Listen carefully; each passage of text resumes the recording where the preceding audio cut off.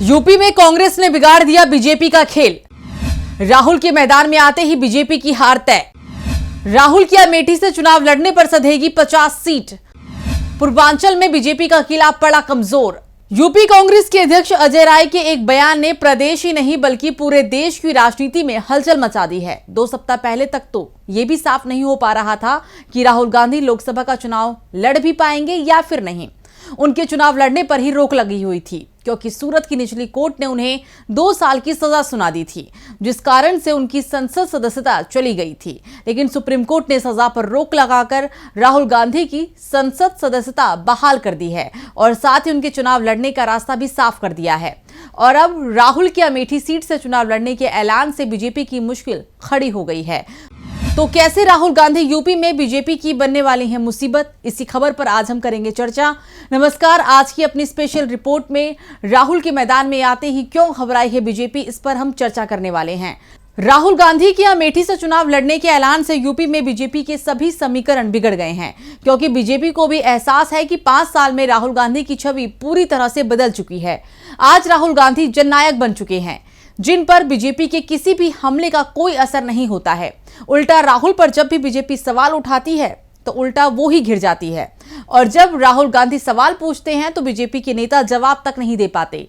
राहुल गांधी अमेठी से चुनाव लड़ेंगे तो बीजेपी का यूपी से 70 सीट जीतने का सपना ही रह जाएगा। इसका एहसास बीजेपी के नेताओं को भी होने लगा है।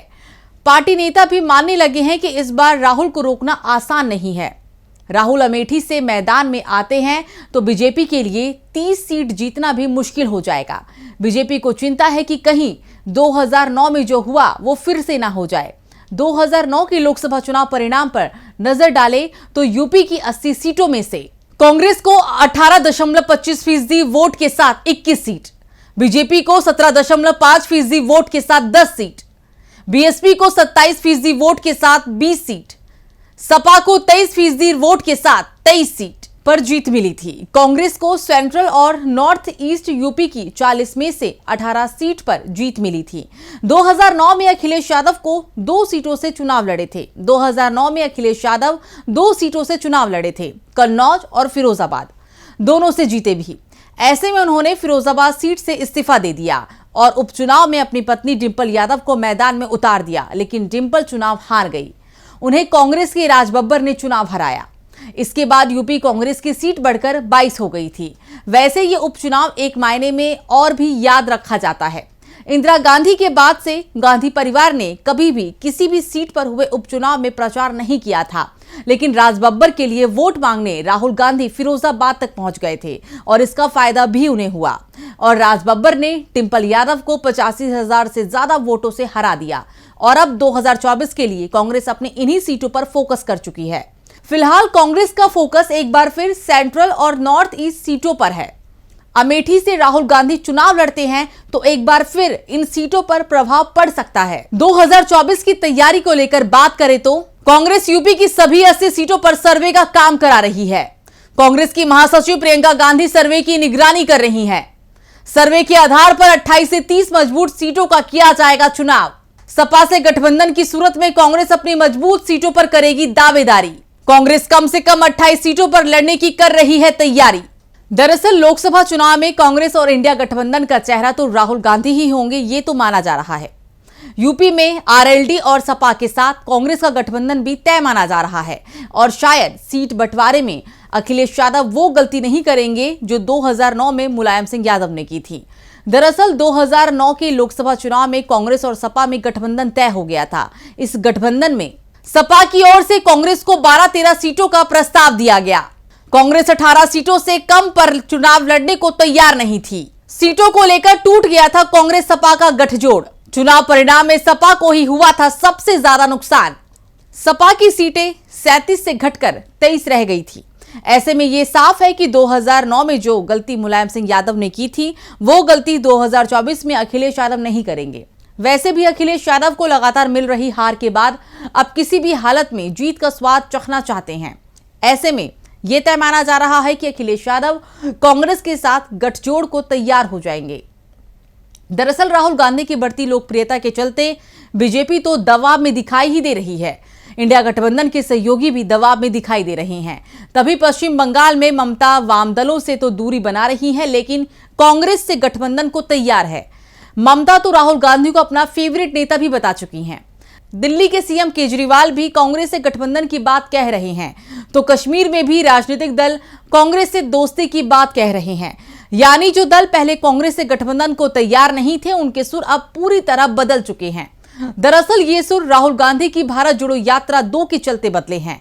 पहली भारत जोड़ो यात्रा का असर कर्नाटक में दिख चुका है, जहां कांग्रेस को बड़ी जीत मिली थी। अब भारत जोड़ो यात्रा 2 यूपी में खेला करेगी। यूपी में भारत जोड़ो यात्रा 25 से 27 दिन रहेगी। यूपी में 700-800 मीटर पैदल यात्रा करेंगे राहुल गांधी। भारत जोड़ो यात्रा पश्चिम, पूर्व और सेंट्रल यूपी की सीटों को कवर करेगी। यात्रा के दौरान ही कांग्रेस कई सीटों पर अपने उम्मीदवार तय कर देगी। दरअसल भारत जोड़ो यात्रा से कांग्रेस को पश्चिम यूपी की मुस्लिम बहुल्य सीटों के साथ पूर्वी यूपी के अपने पुराने गढ़ में अच्छे प्रदर्शन की उम्मीद है। पूर्वी यूपी की बात करें तो अमेठी, रायबरेली, सुल्तानपुर, फूलपुर, प्रतापगढ़, बाराबंकी, डुमरियागंज, कुशीनगर, देवरिया, श्रावस्ती, कुशीनगर, महाराजगंज, घोसी, जौनपुर, चंदौली, भदोही सीटें कांग्रेस के टारगेट पर है।